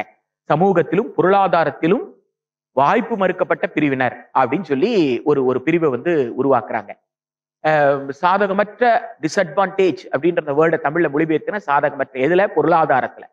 ஆனால் உண்மையிலே சமூகத்துல என்ன இருக்கு? சமூகத்துல ஜாதிய ஒடுக்குமுறை இருக்கு. எல்லோராலும் எல்லா வேலையும் செய்ய முடியாது. இறந்து போனதுக்கு பிறகு பிணம்தான். ஆனா அந்த பிணத்தை ஒன்னா கொண்டு போய் புதைச்சிட முடியுமா? ஒவ்வொரு ஜாதிக்கு தனித்தனியா ஒரு பணம் வச்சிருக்கோம். எந்த ஜாதியில பிறந்தவரோ இன்னொரு ஜாதியில பிறந்தவரோட திருமண உறவு வைத்துக் கொள்ள முடியுமா? எல்லோராலும் எல்லா தெருவுல நடக்க முடியுதா? கோவிலுக்குள்ள எல்லாரும் போய் அர்ச்சகராக முடிகிறதா? இந்த கேள்விக்கெல்லாம் என்ன பதில்? ஆக ஒரு ஜாதிய ஒடுக்குமுறை இருக்கு, ஒரு ஏற்றத்தாழ்வு மிக்க ஒரு சமூக கட்டமைப்பு இருக்கிறது. ஒரு ஏற்றத்தாழ்வு மிக்க இந்த சமூக கட்டமைப்பினால் கல்வி மறுக்கப்பட்ட சமூகம் என்கின்ற வரலாற்று பக்கத்தை இவர்கள் ஏற்றுக்கொள்ளவே இல்லை. ஏற்றுக்கொள்ளாமல் இவர்கள் பொருளாதாரத்தில் டிஸ்அட்வான்டேஜ் தான் சொல்றாங்க. அதுக்குள்ள யாரை கொண்டு வர்றாங்க? பெண்களையும் கொண்டு வர்றாங்க, மாற்றுத்திறனாளியும் கொண்டு வர்றாங்க, SC ST OBC மைனாரிட்டி என்று எல்லோரையும் கொண்டு வர்றாங்க. இப்ப மைனாரிட்டினா யாரு மைனாரிட்டி? தமிழ்நாட்டுல ராஜஸ்தானி மொழி பேசுறவங்க மைனாரிட்டி. எண்ணிக்கையில குறைவா இருந்தா சிறுபான்மைன்னு சொல்றோம். அது மொழி சிறுபான்மையும் உண்டு, வழிபாட்டு இல்ல எண்ணிக்கையில குறைவா ஒரு வழிபாட்டு முறையை பின்பற்றுறாங்கன்னா இல்ல அவங்க மத சிறுபான்மையினர் அப்படின்னு சொல்றோம். ஆனா இவங்க பொத்தாம் பொதுவா வெறும் சிறுபான்மைன்னு தான் சொல்லியிருக்காங்களே தவிர எந்த சிறுபான்மைன்னு சொல்லல. அப்புறம் எப்படி அவங்க சோசியலி எக்கனாமிக்கலி டிஸ்அட்வான்டேஜ் குரூப் கீழே அந்த மைனாரிட்டியை வைக்கிறாங்க? ஆக சமூகத்தை பற்றிய ஒரு சரியான புரிதலே இல்லை. ஆக பிற்படுத்தப்பட்ட, மிகவும் பிற்படுத்தப்பட்ட பட்டியலினத்து மக்களுக்கு இவங்க சொல்ற விஷயம் என்னன்னு கேட்டா, திறந்த வெளி கல்வி பள்ளிக்கூடங்கள் இருக்குப்பா, நீ திறந்த வெளியில படிச்சுக்கலாம்ப்பா, நீ எங்க இருக்கிறியோ அங்க இருந்தே படிச்சுக்கலாம்ப்பா. இப்ப மலை கிராமத்துல ஒருத்தர் இருக்கிறான்னா அவனுக்கு பள்ளிக்கூடம் திறடான்றதுதான் 70 வருஷ விடுதலை இந்தியாவோட போராட்டம். ஆனா இவங்க ரொம்ப சுலபமா சொல்றாங்க, பள்ளிக்கூடம் இதுக்கு உனக்கு வேண்டிய பாடத்தை நாங்க இணையதளத்துல வைக்கிறோம், எந்த இடத்துல இருக்கியோ அங்கேயே படி. சர்டிபிகேட் A பாஸ் பண்றியா 3ஆம் கிளாஸ், சர்டிபிகேட் B பாஸ் பண்றியா 5ஆம் கிளாஸ், சர்டிபிகேட் C பாஸ் பண்றியா 8ஆம் கிளாஸ். அப்படின்னா என்ன அர்த்தம்? சமமான கற்றல் வாய்ப்பு யாருக்கும் கிடைக்க போறது இல்லைன்னு அர்த்தம். ஆசிரியர்களை பொறுத்த வரைக்கும் இப்ப இடைநிலை ஆசிரியர்கள் இருக்கிறாங்கன்னா அவங்க பட்டதாரி ஆசிரியராக, முதுகலை பட்டதாரி ஆசிரியராக, தலைமை ஆசிரியராக அப்படி பதவி உயர்வு பெறணும் என்பதற்காக அவர்கள் விரும்புவார்கள். அதற்கான தகுதி பெற்றவர்களாக இருப்பார்கள். அனுபவத்தை இதில் கணக்கில் எடுத்துக் கொள்வார்கள். ஆனால் இந்த தேசிய கல்விக் கொள்கை என்ன சொல்லுதுன்னா, ஆசிரியர்களுடைய பணி அனுபவத்தெல்லாம் நாங்க கணக்கில் எடுத்துக்க முடியாது. அவர்கள் இவ்வாறு பவுண்டேஷனல் ஸ்டேஜ்ல இருந்து தொடக்க கல்விக்கு, தொடக்க கல்வியிலிருந்து இடைநிலை கல்விக்கு அப்படியெல்லாம் மாற வேண்டிய அவசியம் எல்லாம் ஒன்றும் கிடையாது. ஏனென்றால் எந்த வகுப்பு நீங்க நடத்தினாலும் எல்லா ஆசிரியரும் சமமானவங்க தான், எல்லா ஆசிரியருக்கும் சமமான தகுதி தான். எனவே உங்கள் திறனுக்கு தகுந்தாற் போல் உங்களுடைய எந்த அளவிற்கு உங்ககிட்ட படிச்ச மாணவர்கள் தேர்ச்சி பெற்றிருக்கிறார்கள், நீங்க எந்த அளவுக்கு திறமையா செயல்பட்டு இருக்கிறீங்க, உங்களுடைய தகுதிக்கும் திறமைக்கு தகுந்தாற் போலதான் உங்களுக்கு இன்சென்டிவ் கொடுப்பாங்களாம். அதுக்கு தகுந்த மாதிரிதான் உங்களுக்கு இன்கிரிமெண்டோ அல்லது உங்களுக்கு அந்த கேடருக்குள்ளேயே ஒரு பதவி உயர்வோ எல்லாமே கிடைக்கும் அப்படின்றாங்க. ஆக இன்றைக்கு சமூக நீதியின் அடிப்படையில யாரு வேண்டுமானாலும் தலைமை ஆசிரியர் ஆக முடியும் என்ற சூழல் இன்றைக்கு இருக்கிறது. அந்த நிலை இனி வருங்காலத்தில் அவ்வாறெல்லாம் முடியாது. வெறும் தகுதி, திறமை என்கின்ற அந்த சொல்லாடலை இவர்கள் பயன்படுத்துகிறார்கள். பள்ளிக்கூடங்கள்ல இனிமேல எய்டட் ஸ்கூல் அப்படின்ற ஒரு கான்செப்டை பத்தி அவங்க பேசல. அவங்க ரெண்டு வகை தான் எல்லா நிறுவனங்களையும் வகைப்படுத்துகிறார்கள். ஒன்று அரசு, இன்னொன்று தனியார். அப்போ எய்டட் ஸ்கூல் எல்லாம் எதுல வரும்? அரசு உதவி பெறும் பள்ளிகள் எதுல வரும்னு கேட்டா அரசுல தான் வரும். அப்ப அரசு மற்றும் அரசு உதவி பெறும் பள்ளிகள் அப்படின்னு சொல்லும் பொழுது அவங்க என்ன சொல்றாங்க? அது பலவீனமாக இருக்குன்னா, மாணவர் எண்ணிக்கை குறைவாக இருக்கு, அதுல அடிப்படை கட்டுமானம் குறைவாக இருக்கு அப்படின்னு சொன்னா அந்த பள்ளிகளை எல்லாம் ஒன்றாக சேர்த்து ஒரு பள்ளி வளாகத்தை உருவாக்கி விடுவார்களாம். அந்த பள்ளி வளாகத்தினுடைய தலைமை ஆசிரியர் யாரோ அந்த தலைமை ஆசிரியர் தான் அது இணைக்கப்பட்ட அனைத்து பள்ளிகளும் வழிநடத்தக்கூடிய தலைவராக இருப்பார். அப்போ வளங்கள் அனைத்துமே எங்கே இருக்கும்னா பள்ளி வளாகத்தில் இருக்கும். பள்ளி வளாகத்தில் இருக்கும் வளங்கள் அனைத்து பள்ளிகளுக்கும் பகிர்ந்து அளிக்கப்படும் சொல்றாங்க. அது எப்படி சாத்தியப்படும்? ஒரு ஆசிரியர் ஒரு இடத்துல இருக்கிறார் அப்படின்னு சொன்னா அந்த ஆசிரியர் இன்னொரு பள்ளிக்கூடத்துல போயிட்டு பாடம் நடத்தி திருப்பி இங்க வந்துடுறோம். அதுதான் பள்ளி ஷேரிங் ஆஃப் ரிசோர்சஸ் அப்படின்னு சொல்றாங்க. இது 66 கொத்தாரி கல்விக்குழுவிலேயே சொல்லப்பட்டதுன்றாங்க. ஆமா, சொல்லப்பட்டதுதான். கொத்தாரி கல்விக்குழுவில் சொல்லப்பட்ட போது இந்திய நாட்டினுடைய பொருளாதாரம் எப்படி இருந்தது, தமிழ்நாட்டினுடைய பொருளாதாரம் எப்படி இருந்தது? இன்றைக்கு 5 trillion எக்கானமின்னு இந்திய நாடு சொல்லிட்டு இருக்கு. உலகத்தினுடைய பொருளாதாரத்துல வளர்ந்த நாடுகள்ல பொருளாதார வல்லரசாக இந்தியா வளரக்கூடிய வாய்ப்பு இருக்கிறது என்று பேசுகிறோம். இப்ப பொருளாதாரம் வளர வளர அரசு தன் பொறுப்பில கல்வியை உரிமையாக தர வேண்டும் என்று இந்திய அரசின் சட்டத்தின் பிரிவு 41 சொல்லுது. ஆனால் இவர்கள் அதை பற்றி எல்லாம் கவலைப்படவே இல்லை. அவங்க என்ன சொல்றாங்க? வாய்ப்பு மறுக்கப்பட்ட பிரிவினர் அப்படின்னு ஒரு பிரிவினரை சொல்லிட்டு அந்த பிரிவினருக்கு இப்படித்தான் ரிசோர்ஸ் ஷேரிங் இருக்கிற ஸ்கூல்ல தான் கொடுப்போம், ஒரு பள்ளிக்கூடத்துல எல்லாமே இருக்கிற மாதிரி எல்லா பள்ளிக்கூடத்தை எங்களால் உருவாக்க முடியாது என்று கல்விக் கொள்கை சொல்கிறது என்றால் அது மக்களாட்சி மாண்புக்குட்பட்டதா, ஒரு நல்வாழ்வரசு செய்யக்கூடியதா என்கின்ற மிகப்பெரிய கேள்வி எழுகிறது. இதன் விளைவு என்ன ஆகும்? பள்ளிகள் பலவீனப்படும் என்பதுதான். அரசு பள்ளிகள் பலவீனப்படும். அதற்கு மாறாக தனியார் பள்ளிகள் ஊக்கப்படுத்துறாங்க. நீங்க நடத்துங்க, தாராளமா நடத்துங்க, எப்படி வேணாலும் நடத்துங்க, எவ்வளவு உங்க வசதி இருக்கோ வசதிக்கு தகுந்த மாதிரி பள்ளியை நடத்துங்க. உங்க பள்ளியில இருக்கிற வசதிக்கு தகுந்த மாதிரி நீங்க கட்டணம் வசூல் பண்ணிக்கோங்க. ஆனா நீங்க என்ன செய்யணும்னா கொஞ்சம் பேருக்கு கட்டணம் இல்லாம கல்வியை கொடுத்துடணும். கட்டணம் இல்லாமல் சில குழந்தைகளுக்கு கல்வி கொடுக்குறாங்கன்னா அந்த குழந்தைகளுக்கு ஆகிற செலவை மற்ற குழந்தைங்க கிட்ட தானே வாங்க போறாங்க. அதை செலவு கணக்குல தானே காட்ட போறாங்க. எவ்வளவு செலவு இருக்கோ செலவுக்கு தகுந்தாற் போல் நீங்க கட்டணம் வாங்கிக்கலாம்னா அப்ப கட்டணங்கள் உயராதா? அது மட்டுமல்லாமல் இன்றைக்கு தேதியில ஒரு பள்ளிக்கூடத்தில் உருவாக்கக்கூடிய உபரியை கொண்டு போயிட்டு இன்னொரு பள்ளிக்கூடம் தொடங்குறதுக்கு நீங்க முதலீடு செய்ய முடியாது. அது ப்ராஃபிட்டரிங்னு வந்துடும், உபரி லாபம் என்று வந்துவிடும். ஆனால் இவர்கள் என்ன சொல்றாங்க? அந்த மாதிரி உபரி வந்ததுன்னா, லாபத்துல உபரி இருந்ததுன்னா நீங்க முதலீடு செய்யலாம்னு சொல்றாங்க. கல்வித்துறையில முதலீடு செய்யலாம்னு சொல்றாங்க. அப்ப பள்ளி நடத்துறவர் கல்லூரிக்கு முதலீடு செய்யலாம், கல்லூரி நடத்துறவர் பல்கலைக்கழகத்துக்கு முதலீடு செய்யலாம். அப்போ இந்த நாட்டுல இல்லாம வெளிநாட்டுல கூட போய் முதலீடு செய்யலாம். அப்போ ஒரு பள்ளிக்கூட லாபத்தை ஈட்டுதுன்னு சொன்னா அந்த பள்ளிக்கூடம் என்ன செய்யணும்? கட்டணத்தை குறைக்க வேண்டாமா? பள்ளி கட்டணத்தை குறைக்க வேண்டாமா? அதிகமான கட்டணம் வாங்கி இருந்தால் மாணவர்களுக்கு திருப்பி செலுத்த சொல்ல வேண்டாமா? அதுதானே வணிக மையத்தை ஒழிப்பது என்பது. வணிக மையத்தை ஒழிக்கிறேன் என்று சொல்லி நீ உபரியை எடுத்து நீ முதலீடு செய்து கொள் என்று சொன்னால் அது வணிக மையத்தை ஒழிப்பதா? இது நிச்சயமாக வணிக மையத்தை ஒழிப்பதற்காக அல்ல. அரை குறை திறன் கொண்ட கூலி தொழிலாளிகளை உருவாக்கி பள்ளி கல்வி முறையிலிருந்து அவர்களை வெளியேற்றுவதுதான். இதுல பாதிக்கப்படக்கூடியது யாராக இருக்கோ? வைகுண்ட சுவாமிகள், முத்துக்குட்டி சுவாமிகள் நடத்திய போராட்டம் என்ன? ஐயங்காளி நடத்திய போராட்டம் என்ன? அயோத்திதாச பண்டிதர் நடத்திய போராட்டம் என்ன? கர்ம வீரர் காமராஜர் என்ன போராட்டத்தை நடத்தினார்? தெருவா போய் ஊரா போய் பள்ளிக்கூடம் திறக்கணும்னு சொன்னார். ஏன்? நம்ம பிள்ளைங்க எல்லாம் படிக்கணும், நம்ம பிள்ளைங்க எல்லாம் மேல வரணும்னு சொன்னாரா? சொல்லலையா? அப்ப அதுக்குதானே இப்போ நீ பள்ளிக்கூடத்துக்கு கூட்டிட்டு ஆனா அவனா கற்றுக் கொடுத்து எழுத்தறிவு தெரியும், எண்ணறிவு தெரியும், அதோட ஒரு வேலை தெரியும்ல போய் வேலை செய்யடா அப்படின்னு துரத்துறதுக்காக ஒரு பள்ளிக்கூடத்தை நம்ம உருவாக்குறோம். என் பள்ளியில படித்த மாணவன் ஒரு கூலி தொழிலாளியாக வெளியேறுவதற்கா நாம் பள்ளிக்கூடத்தை நடத்துறோம் அப்படின்ற ஒரு அரசு கவலைப்பட வேண்டாமா? ஆனால் ஒரு அரசுடைய கொள்கை அவ்வாறு பேசுகிறது, ஒரு ஸ்கூல் காம்ப்ளெக்ஸை பேசுது, அது பலவீனப்படுத்துது, அதே நேரத்துல அது தனியாரை ஊக்குவிக்குது என்கின்ற போது தமிழகத்திலே உருவாக்கப்பட்டிருக்கின்ற வலுவான பொதுக்கல்வி முறைக்கு அது மிகப்பெரிய பேராபத்தாக அமையும் என்ற அச்சத்தை நாம் வெளிப்படுத்துகிறோம். 9ஆம் வகுப்பிலிருந்து 12ஆம் வகுப்பு வரை இன்னைக்கு இருக்கிற செகண்டரி, ஹையர் செகண்டரியை மாற்றி ஒரே செகண்டரி ஸ்கூல் அப்படின்னு சொல்றாங்க. இப்போதைக்கு போர்டு எக்ஸாம் 10th-லயும் +2-லயும் போர்டு எக்ஸாம்னு சொல்றாங்க. வருங்காலங்கள்ல 6 மாசத்துக்கு ஒரு எக்ஸாம் கூட இருக்கலாம் அப்படின்னு சொல்றாங்க. செமிஸ்டர் சிஸ்டம் கூட வரலாம் அப்படின்னு சொல்றாங்க. அதுல என்ன சொல்றாங்க? பாடத்தெல்லாம் ரொம்ப குறைச்சிருவாங்களாம். நெகிழ்வுத்தன்மை இருக்குமா, குழந்தை எப்ப தயாராகுதோ அப்ப எழுதிக்கலாமா, இவ்வளவு விஷயத்தையும் சொல்லிட்டு ஆனா 15 வருஷம் நீங்க படிக்கிறீங்களா அந்த பள்ளி படிப்பு அப்படின்னு சொல்றது உங்களுக்கு கல்லூரி சேருவதற்கு நிச்சயமாக பயன்படாது. அப்ப நீங்க கல்லூரி சேரணும்னா அகில இந்திய அளவுல இன்னைக்கு மருத்துவ கல்லூரிக்கு எப்படி வந்து நீட் எழுதுனாதான் போக முடியுமோ அப்படி நேஷனல் டெஸ்டிங் ஏஜென்சின்னு சொல்லப்படுற NTA ஸ்கோர் இருந்தாதான். அப்ப NTA உங்களுடைய திறன் என்னன்னு கற்றுக் கொடுக்குமா, அது வந்து உங்க திறன் என்னன்னு கண்டறிந்து அதுக்கான ஸ்கோர் கொடுக்குமா. ஆக 15 வருஷமாக பள்ளிக்கூடத்துல படித்த ஒரு குழந்தையினால எனக்கு இந்த திறன் இருக்கு, எனக்கு இந்த பாடத்துல ஆர்வம் இருக்கு, நான் இந்த பாடத்துல உயர்கல்வி படிக்கிறேன்னு சொல்ல முடியாது. 15 வருஷமாக அந்த பள்ளிக்கூடம் அந்த குழந்தையை மதிப்பிட்டு இந்த குழந்தைக்கு இந்த ஆர்வம் இருக்கு, எனவே இந்த துறையில அந்த குழந்தை வந்து உயர்கல்வி படிக்கலாம்னு சொல்ல முடியாது. பள்ளிக்கூடத்தோட மதிப்பீட்டை வைத்து பல்கலைக்கழகங்கள் இந்த குழந்தைக்கு இந்த ஆர்வம் இருக்கு, நான் இந்த குழந்தையை இந்த வகுப்புல சேர்க்கிறேன்னு பல்கலைக்கழகங்கள் சொல்ல முடியாது. இவங்க 3 பேருமே சொல்ல முடியாது. யாரா சொல்ல முடியும்னு கேட்டா ஒரு முகமை, ஒரு ஏஜென்சி, ஒரு நேஷனல் டெஸ்டிங் ஏஜென்சி, அவங்க டெஸ்ட் பண்ணி அவங்க சொல்லுவாங்களாம் இந்த குழந்தைக்கு.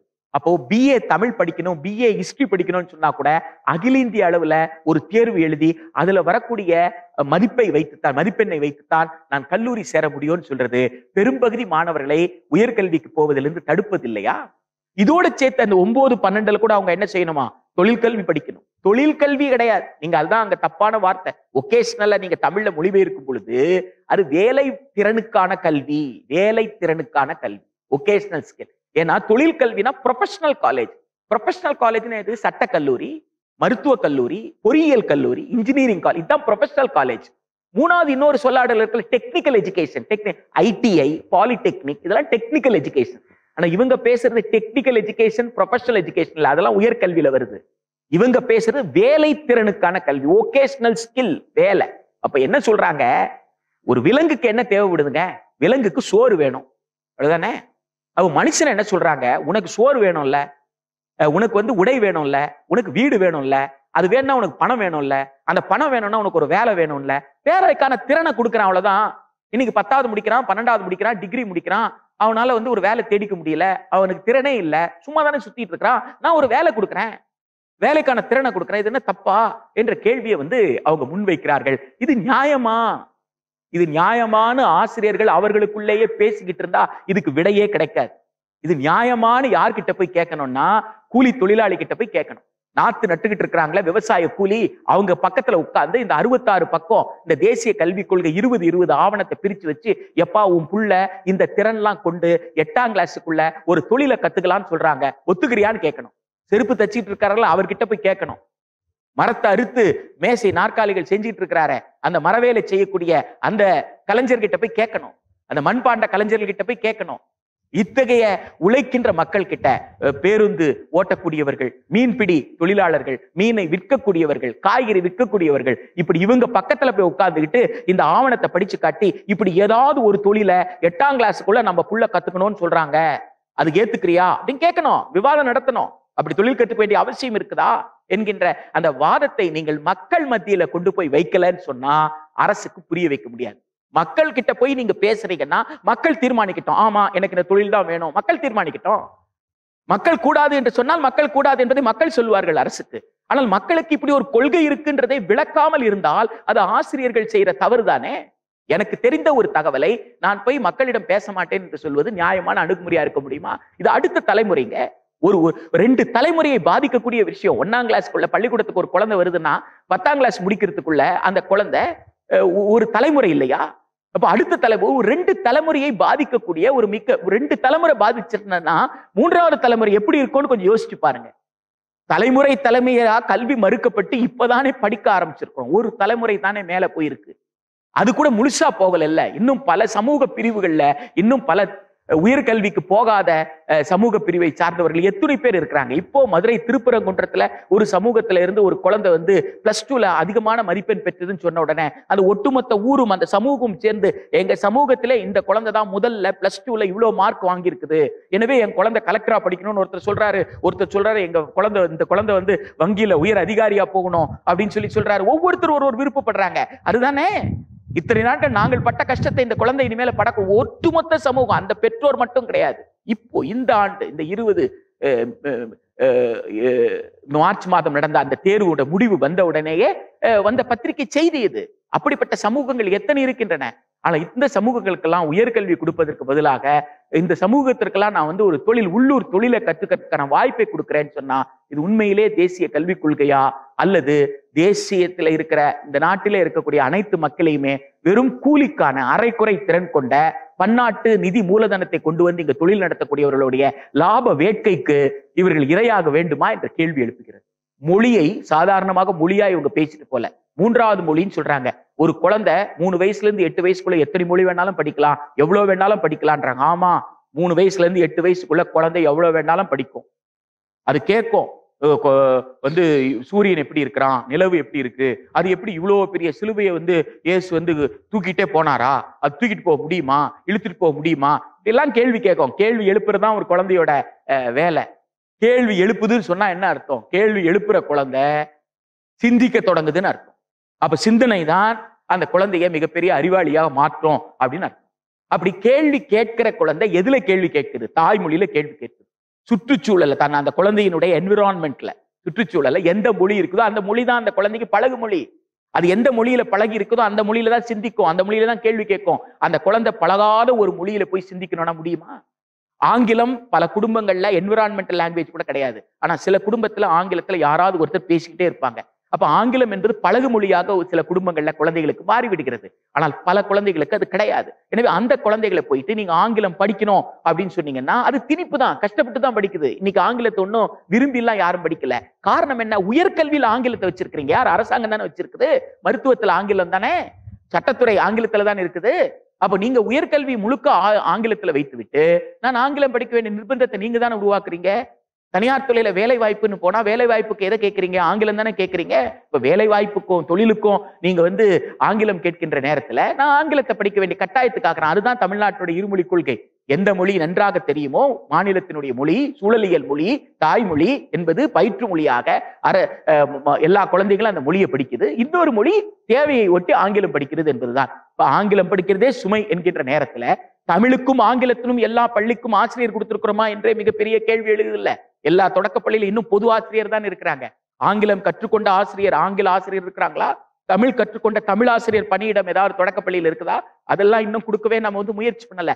அதுக்குள்ள மூன்றாவது மொழி என்று சொன்னால் அது நெருக்கடி தானே. அப்ப இந்த நெருக்கடி ஏன் கொடுக்குறாங்க? ஏன் கொடுக்குறாங்கன்னா அந்த கல்விக் கொள்கையை சரியா படிச்சு பாருங்க. அவங்க ஏன் சமஸ்கிருதத்துக்கு மட்டும் அந்த அளவுக்கு முக்கியத்துவம், மற்ற மொழிகளுக்கெல்லாம் ஏன் கொடுக்கல? மொழியை பற்றி, பண்பாட்டை பற்றி ஒரு கல்வி கொள்கையிலேயே இந்த அளவுக்கு பேசணும். இல்ல, பண்பாட்டை பற்றி, மொழியை பற்றி கல்வியில பேசாம வேற எங்க பேசுறது நீங்க கேட்டீங்கன்னா, அப்ப சமஸ்கிருதத்துக்கு எந்த அளவுக்கு முக்கியத்துவம் கொடுத்திருக்கீங்களோ அதுக்கு சமமான முக்கியத்துவம் தமிழுக்கு கொடுக்கணும்ல, மற்ற மொழிகளுக்கு கொடுக்கணும்ல. மற்ற மொழிகளுக்கு அந்த முக்கியத்துவம் கொடுக்கலையே. லாட்டின், கிரேக்க இலக்கியங்கள்ல இருக்கக்கூடிய வளங்களை விட மிக அதிகமான 2 மொழியையும் சேர்த்து எந்த அளவிற்கு இலக்கியம் இருக்கிறதோ அதை விட கூடுதலாக சமஸ்கிருதத்தில் இருக்குன்னு சொல்றீங்க. அப்ப அதே மாதிரி எந்த அளவிற்கு தமிழ்ல இருக்குன்னு சொல்லுங்க. அதே மாதிரி எந்த அளவுக்கு தெலுங்குல இருக்கு, மலையாளத்துல இருக்கு, குஜராத்தில் இருக்குன்னு சொல்லுங்க. ஏன் சொல்ல மறுக்கிறீங்க? நீங்க செவ்வியல் மொழின்னு சொல்லக்கூடிய அந்த 6 மொழிகளுக்குள்ள கூட சமஸ்கிருதத்துக்கு கொடுக்கிற முக்கியத்துவம் மற்ற 5 மொழிகளுக்கு கொடுக்கல. இந்த 22 மொழின்னு சொல்ல வர்ற அட்டவணை மொழிகளை தாண்டி நூற்றுக்கணக்கான மொழியை இந்திய மக்கள் பேசிக்கிட்டு இருக்கிறாங்க. அப்போ இந்திய மக்கள் பேசக்கூடிய அனைத்து மொழிகளையும் இல்ல வளர்க்க நீங்க முயற்சி பண்ணணும். அப்படி இந்த ஆவணம் சொல்லலையே. இது எதை காட்டுகிறது அப்படின்னு கேட்டா, மொழியை அவர்கள் பண்பாட்டாக பார்க்கிறார்கள். சமஸ்கிருத பண்பாடு என்கின்ற விஷயத்திற்குள்ள அவங்க வர்றாங்க. இது ஒன்னும் ஆதாரம் இல்லாமல் நம்ம சொல்லல. கடந்த 3 ஆண்டுகள்ல சமஸ்கிருதத்துக்கு 600 கோடிக்கு மேல செலவு பண்ணியிருக்காங்க. 3 ஆண்டுகள்ல சமஸ்கிருதத்துக்கு 600 கோடிக்கு மேல செலவு பண்ணியிருக்காங்க. கிட்டத்தட்ட மற்ற செவ்வியல் மொழிகளுக்கு அவர்கள் செலவு செய்ததை விட 22 மடங்கு அதிகமாக சமஸ்கிருதத்துக்கு செலவு செய்திருக்கிறாங்க. ஹிந்திக்கு மட்டும் 50 கோடி ரூபாய். யாருக்குன்னு கேட்டா, இந்தி பேசாத மாநிலத்தில் இருக்கிற மக்களுக்கு இந்தி கற்றுக் கொடுக்கிற இந்தி ஆசிரியர் பணியிடத்திற்கு 50 கோடி ரூபாய் மத்திய பட்ஜெட்ல ஒதுக்கி இருக்கிறாங்க. அப்ப மத்திய பட்ஜெட்ல இந்தி படிக்காத மாநிலத்துல இந்தி படிக்க வைக்க அந்த ஆசிரியர்கள், இந்தி ஆசிரியர்களுக்கு 50 கோடி ரூபாய், சமஸ்கிருதத்துக்கு 600 கோடி ரூபாய். சமஸ்கிருதம் வந்து மிக வளமாயான மொழி, பண்பாட்டு, இந்திய நாட்டின் பண்பாட்டு கட்டமைப்பை உருவாக்குவதில் மிகப்பெரிய பங்களிப்பு ஆற்றிய மொழி. எனவே அந்த சமஸ்கிருதத்தை தாராளமாக தொடக்க கல்வியிலிருந்து உயர்கல்வி வரைக்கும் கற்றுக் கொடுக்கணும்னு சொல்லி ஏற்கனவே 3 வருஷத்துல 600 சில்லற கோடி ரூபாய் நீங்க செலவு பண்ணி முடிச்சிட்டீங்கன்னா, அப்ப உங்களோட நோக்கம் என்ன? ஹிந்தி பேசுகின்ற மாநிலத்தில் ஹிந்தி படிக்கிற குழந்தைகளை சமஸ்கிருதம் படிக்க வைக்கிறது முதல்ல. ஹிந்தி பேசாத மாநிலத்தில் இருக்கிற மக்களை முதல்ல ஹிந்தி படிக்க வைக்கிறது. ஒரு கட்டத்துல எல்லோரும் ஹிந்தி படித்து முடித்த பிறகு எல்லோரையும் சமஸ்கிருதம் படிக்க வைக்கிறது. அதற்கப்புறம் சமஸ்கிருத பண்பாட்டை மக்களை ஏற்றுக்கொள்ள செய்வது. ஏனென்றால் மொழியும் கல்வியும் பண்பாட்டின் கூறு. அதே போல்தான் பண்பாட்டின் இன்னொரு கூறு எதுன்னு கேட்டா வழிபாட்டு நம்பிக்கை. அப்ப சமஸ்கிருத பண்பாடு முன்வைக்கக்கூடிய வழிபாட்டு நம்பிக்கை எதுவோ அந்த வழிபாட்டு நம்பிக்கை தான், அந்த ரிலீஜியஸ் பிலீஃப் தான், அந்த மத நம்பிக்கை தான் இந்தியாவுடைய ஒட்டுமொத்த பண்பாட்டாக இருக்கும் என்கின்ற நோக்கில் தான் அவங்க 2030க்குள்ள 2030க்குள்ள ஒரு இலக்கையும் 2030 2040க்குள்ள இருக்கிற ஒரு இலக்கையும் அவர்கள் வைத்திருக்கிறார்கள். எனவே மும்மொழி கொள்கைய போற போக்குல ஏதோ இந்தி படிக்காதன்னு சொல்றாங்கப்பா, நம்ம பிள்ளைங்க இந்தி படிச்சா என்னப்பா, இவங்க பிள்ளைங்க மட்டும் இந்தி படிக்கலையாப்பா என்றெல்லாம் பொத்தாம் பொதுவாக போயிட முடியாது. நிதி ஒதுக்கல, ஒவ்வொரு மொழிக்கும் ஒதுக்கப்பட்ட நிதியிலிருந்து இந்த ஆவணத்தில் சமஸ்கிருதத்துக்கு சொல்லப்பட்ட விவரத்தில் இருந்து நாம் தெரிந்து கொள்ளக்கூடியது, இவர்கள் இந்தியாவுடைய பன்முக பண்பாட்டை சிதைக்க பார்க்கிறார்கள். வேற்றுமையில் ஒற்றுமை என்கின்ற கோட்பாட்டை இவர்கள் சிதைக்க பார்க்கிறார்கள். அந்த கோட்பாட்டை எடுத்துவிட்டு இங்க ஒற்றைத்தன்மை கொண்ட ஒரு பண்பாட்டு நெறியை இவர்கள் உருவாக்க பார்க்கிறார்கள். இது மிகவும் ஆபத்தானது. இந்திய நாட்டினுடைய ஒற்றுமைக்கும் இந்திய நாட்டினுடைய வளர்ச்சிக்கும் இது சமூக மேம்பாட்டிற்கும் ஒரு மிகப்பெரிய சவாலாக இது அமைந்துவிடும். அது மட்டுமல்லாமல் நீங்க பள்ளிக்கூடத்திலிருந்து கல்லூரி வரைக்கும், கல்லூரிக்கு மிகப்பெரிய நெருக்கடி. இன்றைக்கு இருக்கிற மாதிரி கல்லூரிகள் இருக்காதுன்னு சொல்றாங்க. அஃபிலியேட்டட் காலேஜஸ் இருக்காதுன்னு சொல்றாங்க. ஒவ்வொரு கல்லூரியும் தன்னாட்சி கல்லூரியாக மாறும். அப்படி மாறவில்லை என்றால் அந்த கல்லூரி போய் பல்கலைக்கழகத்தோடு இணைத்து விட வேண்டும் என்று சொல்கிறார்கள். வரைவுல மிக தெளிவா சொல்றாங்க, 50% கல்லூரிகள் என்பது மூடப்படும் சொல்றாங்க. வரைவுல சொல்லப்பட்டிருக்கு 50% கல்லூரிகள். ஒரு கல்லூரி தன்னாட்சி பெற்ற கல்லூரியாக மாறணும்னு சொன்னா எந்த அளவுக்கு நிதி வேணும்? அந்த நிதி யார் கொடுப்பாங்க? அந்த நிதியை முதலாண்டே கொடுக்க வேண்டாமா? முதலாண்டே கொடுக்கலன்னா ஒரு அரசு கல்லூரியால் ஆக முடியுமா? அப்ப தங்கு தடை இல்லாமல் நீங்க வெளிநாட்டு மூலதனத்தை அனுமதிப்பதும், வெளிநாட்டு பல்கலைக்கழகத்தை இங்கே வரவழைப்பதும், இங்கே இருக்கக்கூடிய முதலாளிகள் தனியார் கல்லூரிகளை நடத்துறதுக்கு அவங்க ஒரே ஒரு விஷயம், தொண்டுள்ளத்தோடுன்ற வார்த்தையை பயன்படுத்துறாங்க. கொஞ்சம் பேருக்கு கட்டணமில்லாத கல்வி கொடுத்தா போறோம் அப்படின்ற ஒரு விஷயத்தோட முடிச்சிடறாங்க. அப்ப கட்டணமில்லாதவங்களுக்கு கொடுக்கிற கல்விக்கார செலவு கூட செலவுல காட்டி நீங்க கட்டணம் வசூலிக்கிறவங்க கிட்ட கூடுதலா வாங்க அவங்க முயற்சி பண்ணால் அதை தடுப்பதற்கு எந்த நடவடிக்கையோ கிடையாது என்கின்ற போது ஏக காலத்தில் இந்த கல்விக் கொள்கை என்ன செய்கிறது என்றால், இந்தியாவை புரிந்து கொள்ளாமல், இந்தியாவினுடைய சமூகத்தை புரிந்து கொள்ளாமல், மாநிலங்களுக்குள்ள ஒரு சில மாநிலங்கள்ல கல்வியில பெரிய வளர்ச்சி பெற்றிருக்கு, ஒரு சில மாநிலங்கள்ல கல்வி வளர்ச்சி, பள்ளிக்கூடங்களோட எண்ணிக்கை, கல்லூரியோட எண்ணிக்கை எல்லாமே குறைவா இருக்கு. அப்போ இந்த ஏற்றத்தாழ்வை எல்லாம் அவங்க கணக்கில் எடுத்துக்கல. ஒரு சமூகத்துடைய தேவையை பற்றி கணக்கில் எடுத்துக்கல. கூட்டாட்சி தத்துவத்தின் அடிப்படையில மாநில அரசுக்கு இருக்கக்கூடிய உரிமையை பற்றி அவங்க கணக்கில் எடுத்துக்கல. சமூக நீதியின் அடிப்படையில் இருக்கக்கூடிய இடஒதுக்கீட்டை பற்றி அவங்க கணக்கில் எடுத்துக்கல. சமூக நீதியின் அடிப்படையில கல்வியிலும் சமூகத்திலும் பின்தங்களுக்கு தகுந்தாற் போல கல்வி உதவித்தொகை என்பதை பற்றி அவங்க கணக்கில் எடுத்துக்கல. இதை எதையுமே கணக்கில் எடுத்துக்காமல் மாநில அரசாங்கத்துடைய அதிகாரத்தை மொத்தமாக மத்திய அரசாங்கம் எடுத்துக்கொள்கிறது. இனிமேல் அதிகாரம் முழுக்க மத்திய அரசாங்கத்துக்கிட்ட இருக்கும். மாநில அரசு நடைமுறைப்படுத்தக்கூடிய ஒரு முகவர் போலதான், இம்ப்ளிமெண்டிங் ஏஜென்சி என்கின்ற வகையில தான் மாநில அரசே தன் கொள்கையை உருவாக்கி மாநில அரசுமே அந்த கொள்கைக்கான சட்டத்தை இயற்ற இயலாது என்ற சூழலை இந்த கல்வி. அப்ப மாநில அரசு இந்திய அரசமைப்பு சட்டம் தந்திருக்கிற உரிமையை மாநில அரசு இழக்கப் போகிறது. நம் பிள்ளைகளுக்கு இனிமேல் இடஒதுக்கீடு என்பது சமூக கல்வி பின்தங்களுக்கு தகுந்தாற்போல் இந்த சமூகம் மேம்படும் வரை, சமூகத்துல இருக்கிற ஜாதிய ஏற்றத்தாழ்வு ஒழிகின்ற வரை, ஒரு சமத்துவமான சமூகம் கட்டமைக்கும் வரை தேவைப்படுற அந்த இடஒதுக்கீட்டு உரிமை என்பதை இவர்கள் உத்தரவாதப்படுத்தல. அதை பற்றி எங்கேயுமே பேசல. அவங்க மொழியை பேசும்போது கான்ஸ்டிடியூஷனல் ப்ரொவிஷன் பேசுறாங்க. அப்ப இடஒதுக்கீட்டுக்கு கான்ஸ்டிடியூஷனல் ப்ரொவிஷன் சொல்ல வேண்டியது தானே? அதை சொல்லாம ஏன் எக்கனாமிக்கல் பொருளாதாரத்தின் அடிப்படையாக கொண்டு வர்றாங்க என்கின்ற மிக முக்கியமான கேள்வி இந்த இடத்துல எழுகிறது. தமிழ்நாட்டுல நமக்கு 69% இடஒதுக்கீடுல பிசிக்கு வருமான வரம்பு கிடையாது, உச்ச வரம்பு கிடையாது. எம்பிசிக்கு வருமான உச்ச வரம்பு கிடையாது. ஆனால் மத்திய அரசுக்கு போனா பிசி எம்பிசியா இருந்தா வருமான உச்சவரம்பு இருக்கு. அந்த உச்சவரம்புக்கு மேல இருந்ததுன்னு சொன்னா நீங்க பிசி எம்பிசி கோட்டால வர முடியாது, ரிசர்வேஷன் கிடையாது. அப்போ இந்த தேசிய கல்விக் கொள்கை ஒரே மாதிரி என்று சொன்னால் தமிழ்நாட்டுல கூட பிசி எம்பிசிக்கு உச்சவரம்பு வந்ததுன்னா பெரும்பகுதி மக்களுக்கு என்ன கிடைக்காது? இடஒதுக்கீட்டினுடைய பலன் கிடைக்காது. ஒரு தலைமுறையில முதல் தலைமுறை கொஞ்சம் பணம் சம்பாதிச்சிருக்கிறாங்க அப்படின்னு சொன்னா அந்த பணம் என்பது ஒரு பெரிய பணக்காரன் அப்படின்ற கணக்கில் எடுத்துக்க முடியுமா? ஒரு தலைமுறையில ஒருத்தர் கலெக்டர் ஆயிட்டார், ஒருத்தர் டாக்டர் ஆயிட்டார், உடனே அவர் புள்ளெல்லாம் பெரிய வசதி படைத்தவர் என்று எடுத்துக்கொள்ள முடியுமா? சமூக ஒடுக்குமுறை இருக்கிற வரைக்கும். அப்ப சமூக ஒடுக்குமுறையை ஒழிப்பதற்கு பதிலாக சமூகத்தில் இருக்கிற ஏற்றத்தாழ்வை ஒழிப்பதை பற்றி எதுவுமே பேசாமல் நீங்கள் கல்வி வாய்ப்புல கை வைக்கிறது என்பது நிச்சயமாக ஒரு நியாயமற்ற அணுகுமுறை. இந்திய அரசமைப்பு சட்டத்திற்கு எதிராக, கூட்டாட்சி தத்துவத்திற்கு எதிராக, மாநில அரசினுடைய உரிமையை பறிக்கின்ற வகையில இருக்கக்கூடிய சமூக நீதிக்கு எதிரான கூறுகளை கொண்ட ஒரு தேசிய கல்விக் கொள்கையாக இந்த கல்விக் கொள்கை இருப்பதனால் இந்த கல்விக் கொள்கை தமிழ்நாட்டு அரசு ஏற்க கூடாது. அதை நிராகரிக்கணும். இந்த 5+3+3+4 என்பதெல்லாம் ஒரு மாயை தான். ஒரு பெரிய அஜெண்டால ஏதோ வேற ஏதோ செய்ய போறாங்க. ஆனா விவாதம் அதை பற்றி நடக்காமல் இப்படி நடக்கணும்ன்றதுதான். எனவே 10+2ன்ற விஷயத்துக்குள்ளேயே நீங்க எல்லா விஷயத்தையும் செய்ய முடியும். ஒரு ப்ரீகேஜி எல்கேஜிக்கு இப்ப நம்ம கேட்கக்கூடிய வகையில ஒரு கல்வியை வலுப்படுத்தி கொடுக்கக்கூடிய வாய்ப்புகள் இப்பொழுது தமிழ்நாட்டிலேயே கூட அங்கன்வாடியில இருக்கு. அதை வலுப்படுத்தலாமே தவிர இந்த நியூமரசி லிட்ரஸியை கொண்டு போயிட்டு நான் 3 வயசுலயே கொண்டு போய் திணிக்கிறேன்னு சொல்றது, தனியார் பள்ளியில செய்யறாங்க நான் செய்யறேன்னு சொல்றது, இதெல்லாம் ஒரு நியாயமான அணுகுமுறை அல்ல.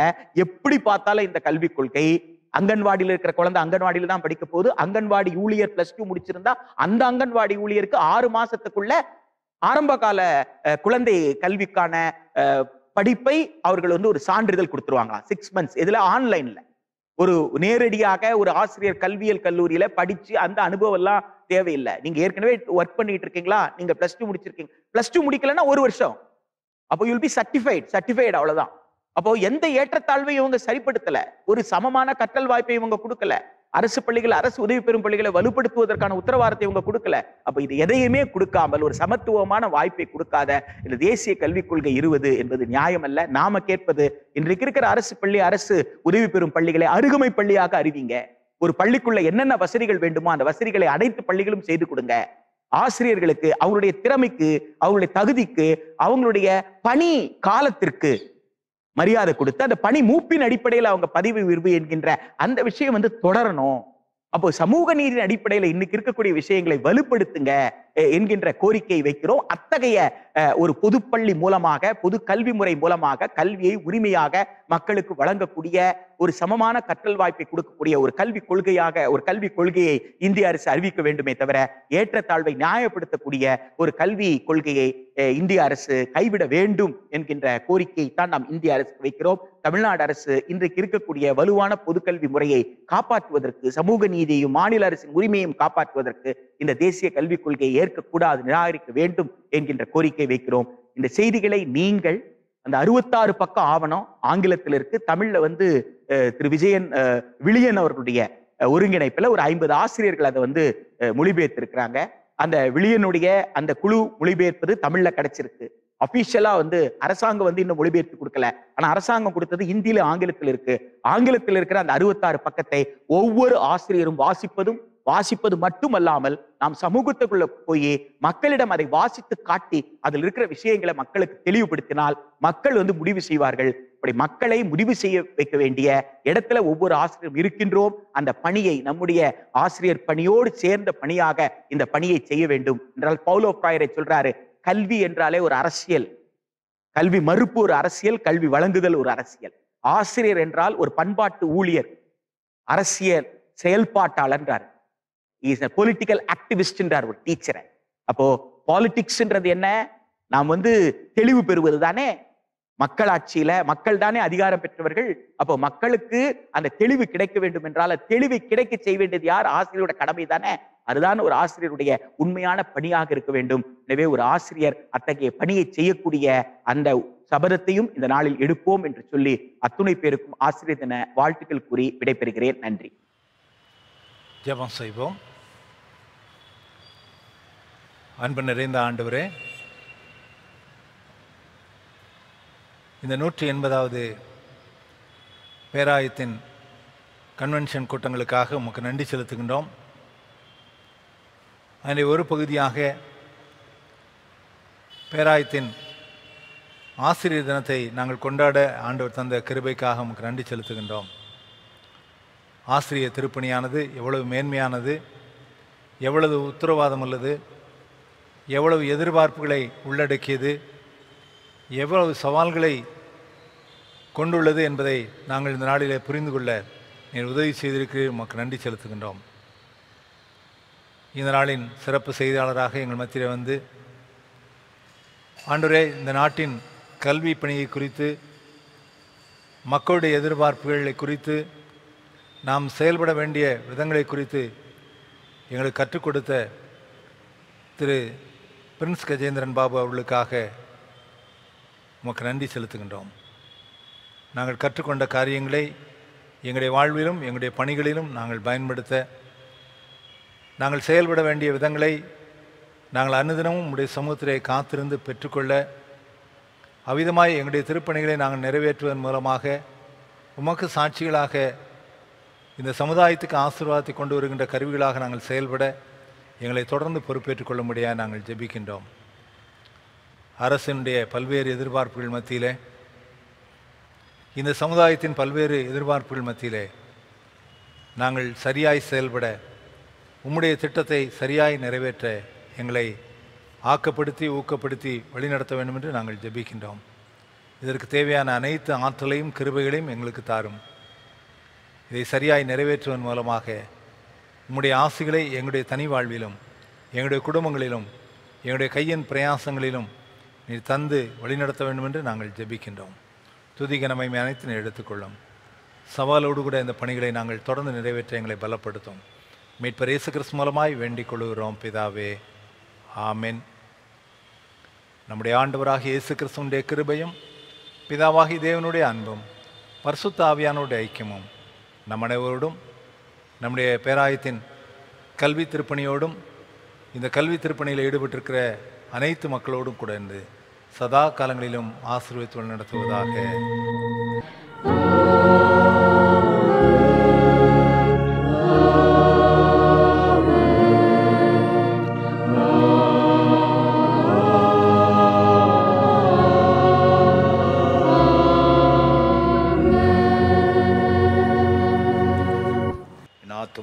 கர்த்தரை ஸ்தோத்திரி, என் முழு உள்ளமே அவருடைய பரிசுத்த நாமத்தை ஸ்தோத்திரி. என் ஆத்மாவே கர்த்தரை ஸ்தோத்திரி, அவர் செய்த சகல உபகாரங்களை மறவாதே. ஆமென்.